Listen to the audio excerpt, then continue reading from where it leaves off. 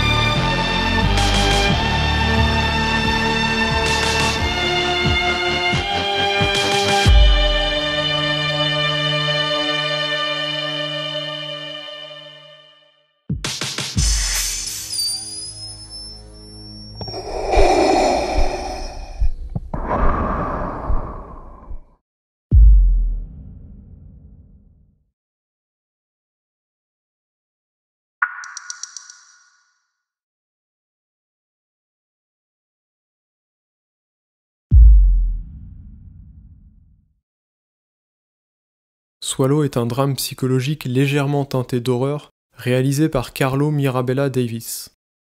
Le film traite du pica, un trouble du comportement alimentaire consistant à ingérer des objets non comestibles de manière compulsive. On peut y voir un retour à un état régressif, comme chez les enfants qui avalent de petits objets, et sont ceux qui sont le plus touchés par ce trouble dans les premières années de leur développement.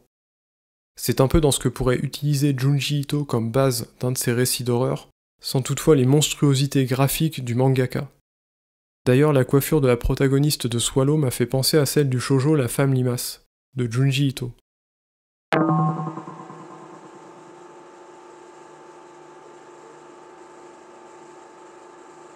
Et puisque j'en suis aux comparaisons, son visage semble être un mix parfait entre ceux de Jennifer Lawrence et de Cate Blanchett.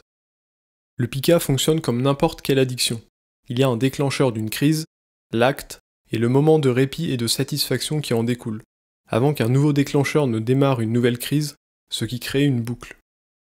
Dans cette catégorie de troubles, on peut trouver la trichophagie, l'ingestion de cheveux après les avoir arrachés et ou mâchouillés, comme le font certaines femmes aux cheveux longs atteintes de ce trouble. L'hématophagie entre également dans cette catégorie, aussi appelée vampirisme clinique. Il s'agit de l'ingestion de son propre sang ou de celui de quelqu'un d'autre. Au passage, j'en profite pour faire une parenthèse ici par rapport à ce trouble, et c'est une lecture personnelle du film, mais c'est exactement comme ça que j'ai perçu la soif de sang dans Grave, de manière métaphorique. Une addiction qui touche toute la famille, toutes les femmes de la famille en tout cas, le père n'en étant pas atteint.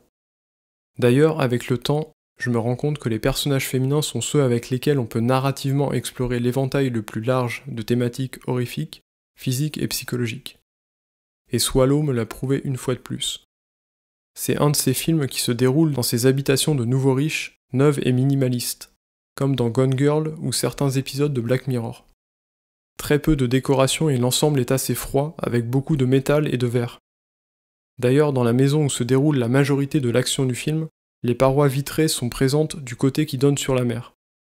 On voit ces vitres dès le deuxième plan du film, et ces deux premiers plans résument la problématique du personnage.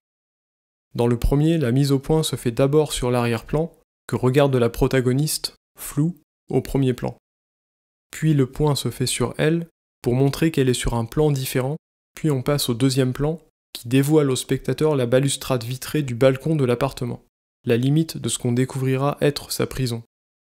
On est donc ici sur un postulat de départ d'oiseau en cage, et même une cage dorée dans ce cas précis.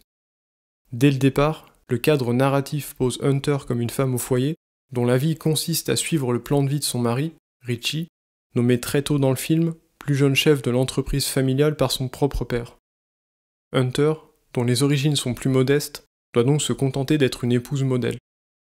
Il n'y a aucun dialogue entre eux, Hunter ne se soucie que du bien-être de son mari, et comme elle ne peut pas exister dans cette relation dans laquelle elle est enfermée, son addiction émerge. Et c'est le traitement de l'addiction de Hunter qui est intéressant ici, car le film expose clairement les conditions dans lesquelles elle peut apparaître et ses mécanismes. Hunter a une crise dès qu'elle est ignorée ou qu'on l'empêche d'exister, de vivre sa vie en tant qu'individu unique.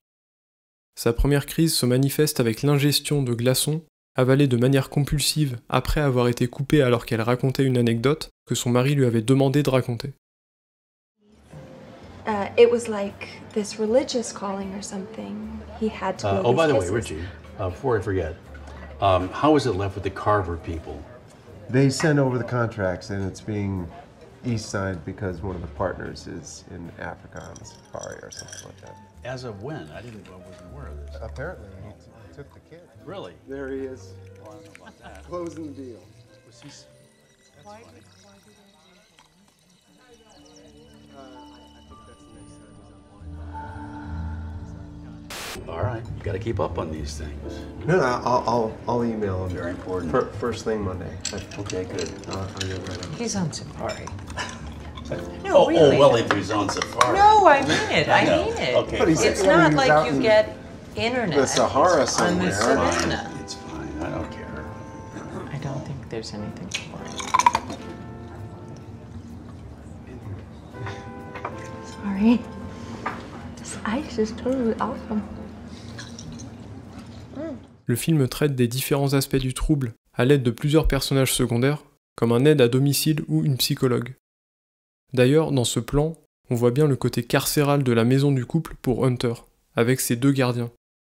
L'aide à domicile est un personnage intéressant au final, qui intervient un peu après la moitié du film, quand Richie découvre l'addiction de sa femme après une échographie, car oui, elle tombe enceinte de lui assez tôt dans le film, peu après sa nomination au sein de l'entreprise familiale.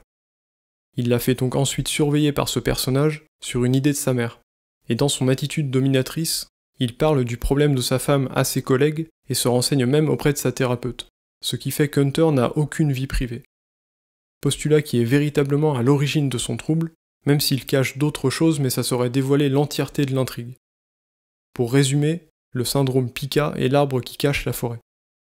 Et c'est là que je m'arrête, en vous laissant aller découvrir la suite par vous-même, si l'exposition des bases du film vous a donné envie de le voir.